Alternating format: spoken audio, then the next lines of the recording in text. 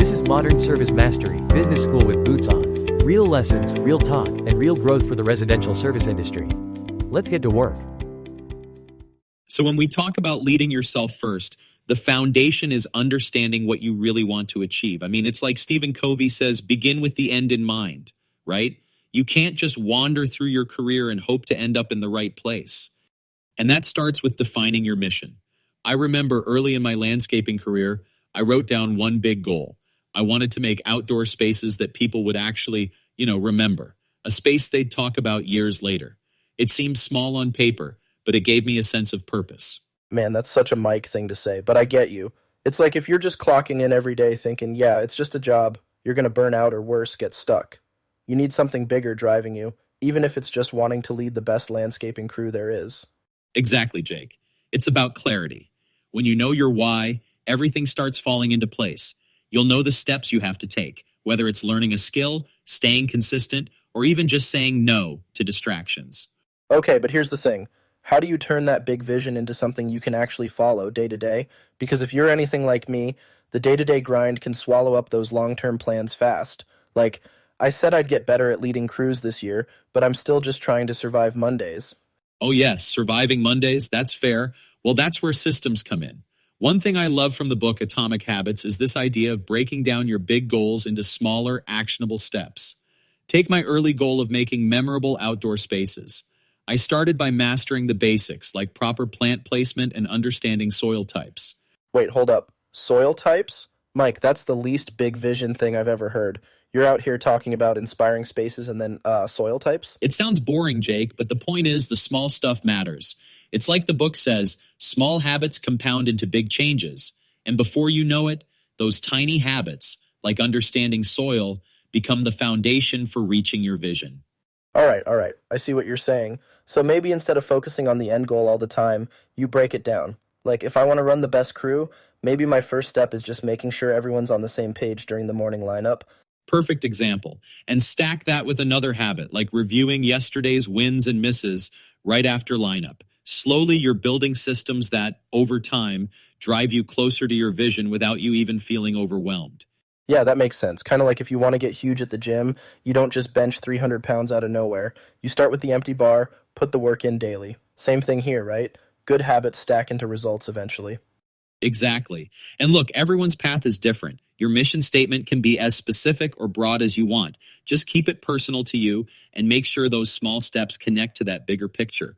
Because trust me, when you start seeing progress, it's like fuel for the fire. It keeps you motivated.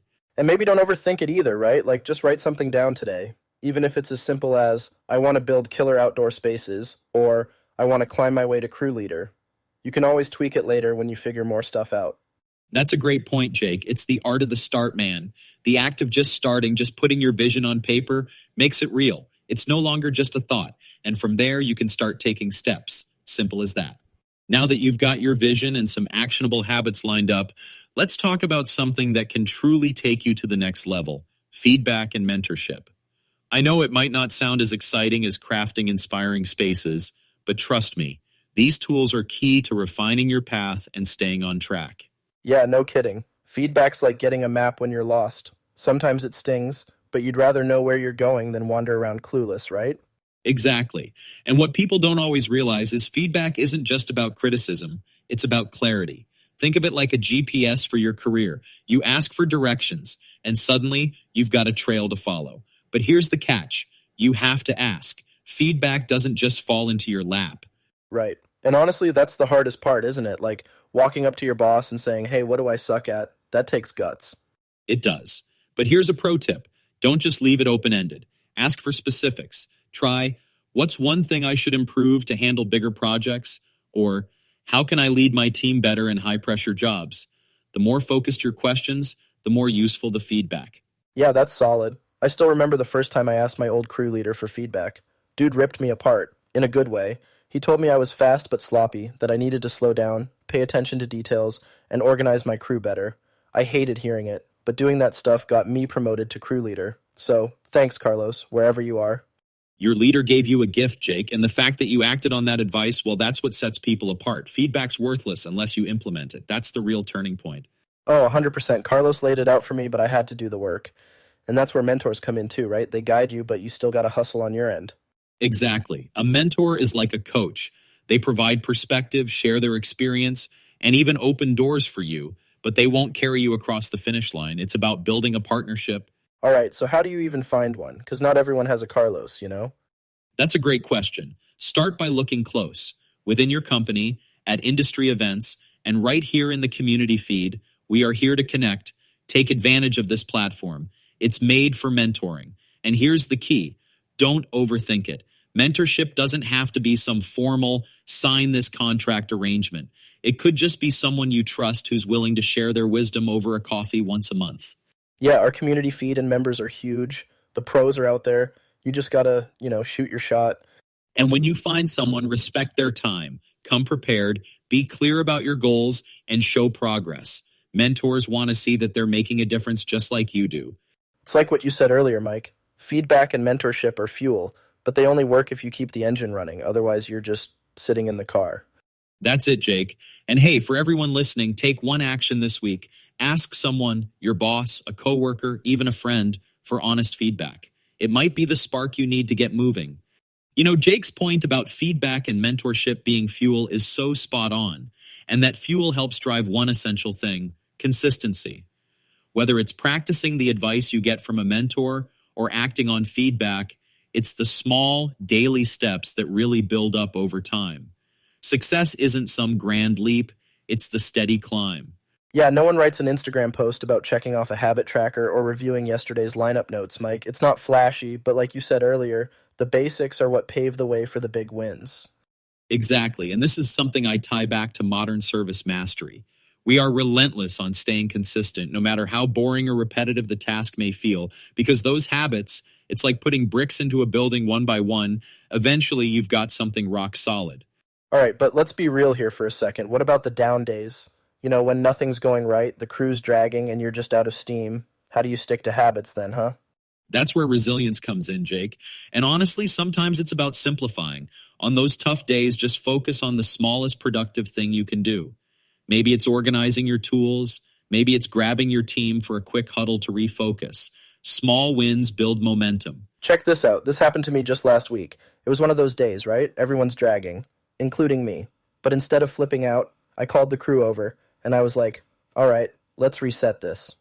We knocked out one section of the yard together, and suddenly that energy started coming back. One checkbox at a time, man. Exactly. One small checkbox. And Jake, that's also where work-life balance comes in. Sometimes motivation gets eaten up because we haven't given ourselves enough time to recharge. Rest and hobbies aren't indulgences. They're investments. Totally. Like, I've started hitting the gym after work, not just to stay fit, but it clears my head like nothing else. And yeah, sometimes all you need is to hang out with family, binge some TV, and just, exist for a minute. That's it, Jake. And finding that balance not only recharges you, but also keeps you consistent. Because the most motivated people aren't running on empty, they're refueling regularly. All right, Mike, but let's give the listeners something they can actually do right now. Like, if I'm someone starting fresh, trying to build better habits this week, what's the first move? Simple. Start by identifying just one habit that aligns with your goals. Let's use an example. If your goal is to grow into a crew leader, your habit could be doing a quick walk around at the end of each day, making sure you didn't miss any details and the cleanup is tight. Cleaner than when we started. It's practical, big impact, and doesn't take much time. Or, what about habit stacking? Like James Clear's thing, tie your new habit to something you already do. I mean, everybody puts their boots on every morning, right? So maybe after you lace up, you do a quick goal check for the day. That's a great one, and stack it with reflecting on wins and lessons at the end of the day.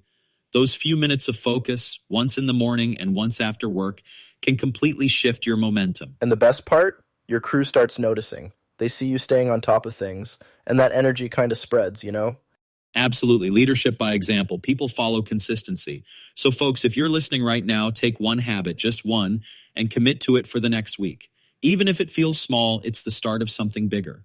Yeah, and hey, subscribe to our newsletter or hit the community comments we've got set up.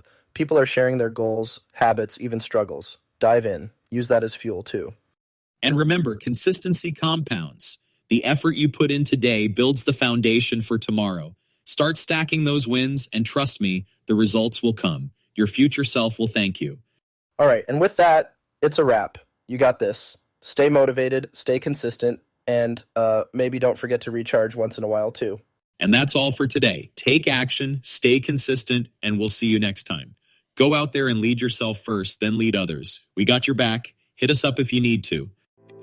Thanks for listening to Modern Service Mastery Business School with Boots On.